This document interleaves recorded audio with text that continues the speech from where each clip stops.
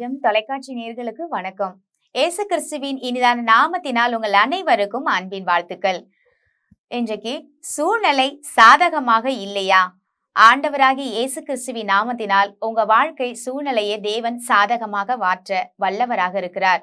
அவர் மாற்ற வல்லவராக இருக்கிறார் என்பதற்கான ஒரு வேத வசனத்தை நான் உங்களுக்காக வாசிக்க விரும்புகிறேன். ரூத்துவின் புத்தகம் 4ஆம் அதிகாரம் 10வது வசனம். இதுவும் அல்லாமல் மரித்தவனுடைய சகோதரருக்குள்ளும் ஊராருக்குள்ளும் அவருடைய பேர் அற்று போகாமல் மரித்தவனுடைய சுதந்திரத்திலே அவன் பேரை நிலைநிறுத்த நான் மக்லோனின் மனைவியா இருந்த மோவாபிய ஸ்திரீயான ரூத்தை எனக்கு மனைவியாக கொண்டேன். அதற்கு இன்றைய தினம் நீங்கள் சாட்சி என்றான். போவாசு கல்யாணம் பண்ணும் பொழுது பாருங்க, ஆண்டவர் முன்னாடி சர்ச்சில் எப்படி வந்து ஒருத்தருக்கு ஒருத்தர் வாக்குறுதிகளை கொடுத்துப்பாங்க. திருமணம் பண்ணும் பொழுது உங்க அனைவருக்குமே தெரியும். ஒருத்தருக்கு ஒருத்தர் இவங்க என் மனைவியா ஏற்றுக்கிறேன், நீங்க தான் சாட்சின்னு சொல்லிதான் எல்லாரும் முன்னாடி வச்சு மனைவியா ஏற்றுக்கொள்ளுவாங்க. அப்போ போவாஸ் சொல்றாரு, மரித்தவனுடைய மனைவி, அதாவது சகோதரனுக்குள்ள அவங்க சொந்தக்காரங்க பொண்ணதான் விதவைய கல்யாணம் பண்றாரு. கல்யாணம் பண்ணும் பொழுது பாருங்க, அவர் சொல்ற வார்த்தை, நீங்க எல்லாம் சாட்சியா இருக்கீங்க. போவாஸ் யார் தெரியுங்களா? போவாஸ் யாரு அப்படின்னா இயேசு கிறிஸ்துக்கு பாருங்க, அவருடைய வம்சா வழியில இயேசு கிறிஸ்து பிறக்கிறார். போவாசுடைய வம்சா வழியில போவாசுக்கு திருமணம் ஆகும்ன்றது இருந்திருக்கலாம். ஆனா ரூத்துக்கு திருமணம் ஆகுமா அப்படின்ற சூழ்நிலையே அந்த இடத்துல கிடையாது. நல்லா நீங்க வேதத்தை வாசிச்சு பார்த்தா தெரியும். ரூத்து பாருங்க வேற இடத்துக்கு போறாங்க. ரூத்தும் நெகேமியாவும் வேற இடத்துக்கு போறாங்க. அந்த இடத்துல பிழைக்க போன இடத்துல பாத்தீங்கன்னா நெகேமியாவோட கணவனும் இறந்துடுறாங்க, அவங்களோட 2 மகனும் இறந்துடுறாங்க. அதுல ஒரு மருமக நான் வீட்டுக்கு போயிடுறேன், அம்மா வீட்டுக்கு போயிடுறேன்னு போயிடுறாங்க. ஆனா இந்த மருமக என்ன சொல்றாங்கன்னா, உன் தேவன் தான் என் தேவன், நீ எங்க போறியோ எங்க மாமியார் எங்க அம்மா மாதிரி, நான் உங்க கூட தான் வருவேன் அப்படின்னு சொல்லி நெகேமியா கூட வந்த உடனே சாப்பாட்டுக்கு வழி இல்லைன்னு வச்சுக்கோங்களேன்.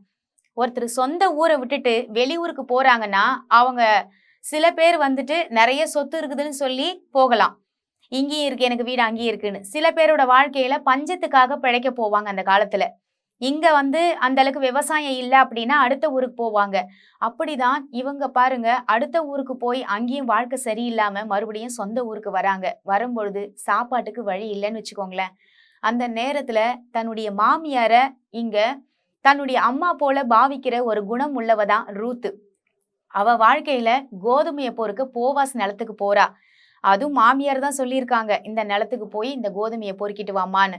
அப்போல்லாம் ஆண்டவர் ஒரு சிஸ்டம் என்ன வச்சிருந்தாரு பாருங்க, கோதுமை அறுக்கும் பொழுது கீழே வந்து இறைஞ்சதுன்னா அது விதவைங்க பொறுக்கணும், சாப்பாட்டுக்கு கஷ்டப்படுறவங்க இல்லாதவங்க எல்லாம் அதையெல்லாம் எடுத்து பொறுக்கி அதை அவங்க சாப்பாட்டுக்கு ஜீவனமா கொடுக்கணும்னு ஆண்டவர் ஒரு ரூல் வச்சிருந்தாரு. ஏன்னா எல்லாத்தையும் நீங்களே சுரண்டிட்டா இல்லாதவங்க எப்படி சாப்பிடுவாங்க அப்படின்னு கரிசனை உள்ள தேவன் சில சட்டத்திட்டங்களை வச்சிருந்தாரு. அப்போ இவங்க அந்த ரூத் பாருங்க, ரூத் வந்து தன்னுடைய சொந்தக்காரா இருந்தாலும் அவ வந்து சொந்தக்காரங்கன்ற எண்ணத்துல அங்க போகல. அங்க போகும்போது தன்னுடைய ஜீவனத்துக்காக கோதுமையை பொறுக்க போனா. அவ சூழ்நிலை நிச்சயமாக திருமணம் ஆகுமான்றதே ஒரு சந்தேகம். அந்த இடத்துல போவாசு திருமணம் பண்ணிப்பாரான்றதும் தெரியாது. ஏன்னா நிலத்துக்கு சொந்தக்காரர் எங்கங்க, இவ நிலத்துல கோதுமை பொறுக்க போன பொண்ணு. யாராவது ஒரு பெரிய பணக்காரன் ஒரு விதவைக்கு வாழ்க்கை கொடுக்கறதும் பெரிய விஷயம். அதுவும் சொத்து இருக்கவங்க தான் சொத்தை பார்ப்பாங்க. அது ஒண்ணு, சொத்து இருக்கவங்க சொத்தை பார்க்கலாம், ஓகே. இவங்களும் அதுக்கேத்த மாதிரி அந்த ஊர்ல வாழ்ந்திருக்கிறவங்க அந்த நிலத்துக்கு சொந்தக்காரங்களா இருக்கலாம், அவங்களுக்கு அதெல்லாம் விடுங்க. ஆனா ஒரு விதவை பெண்ணை வந்து திருமணம் செய்ய ஒரு முன்னாடி வந்து நிக்கிற மனிதர்கள் எத்தனை பேர்? நிறைய பேர் வாழ்க்கை கொடுக்குறன்ற பேரை பாருங்க பயன்படுத்தி பெண்களுக்கு வாழ்க்கையை கொடுத்து வாழ்நாள் முழுவதும் அவங்க வாழ்க்கையை சொல்லி குத்தி குத்தி காட்டுவாங்க. ஏன்னா உன் வாழ்க்கை இப்படி ஆயிடுச்சு, ஏற்கனவே அப்படி ஆயிடுச்சுன்னு குத்தி காட்டுறதுக்கு வேற வழி இல்லை. நம்ம வீட்டுக்கு ஒரு அடிமையா ஒரு பெண் வருவான்றதுக்காகவே ஒரு அனாதை பெண்ணை எடுப்பாங்க. ஒரு சில பேருடைய ஹேபிட் அப்படி, கேட்டா நான் வாழ்க்கை கொடுத்தேன்னுவாங்க. போவாஸ் அப்படிப்பட்டவர் கிடையாது. போவாஸ் பாருங்க அந்த பெண்ணுக்கு ஒரு வாழ்க்கையை கொடுக்கிறாரு, அதுவும் எல்லாருடைய முன்னணியிலையும். ஒரு ஆண் என்பவன் பாருங்க எல்லாருடைய முன்னிலையிலையும் சாட்சியாக வைத்து அந்த பெண்ணை பாருங்க ப்ரொசீஜரா மேரேஜ் பண்றார். மேரேஜ் பண்ணி சாதகமா இல்ல, நான் உங்களுக்கு எடுத்த இன்னைக்கு டைட்டிலே என்னன்னா, சாதகமான சூழ்நிலை இல்லைன்னு நினைக்கிறீங்களா? அப்பதான் கடவுள் உங்க வாழ்க்கையில அதிகமா வேலை செய்யறாரு. ரூத்தோட வாழ்க்கையில எதுவுமே சாதகமானது கிடையாது. சாப்பாட்டுக்கே வழி இல்லாத நேரத்துல ஒரு பெரிய பணக்காரனை புடிச்சு ஆண்டவர் கையில கொடுக்குற மாதிரி இருக்கு.